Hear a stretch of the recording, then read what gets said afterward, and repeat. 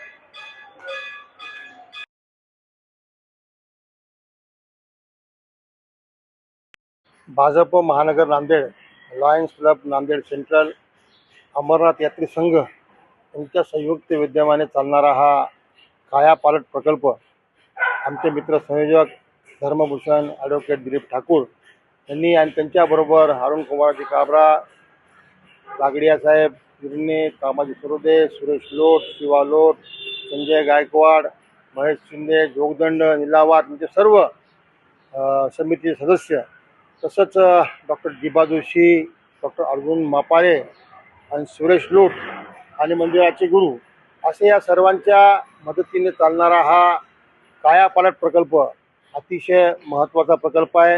सामाजिक भावना ठेवून चालू केलेला प्रकल्प आहे.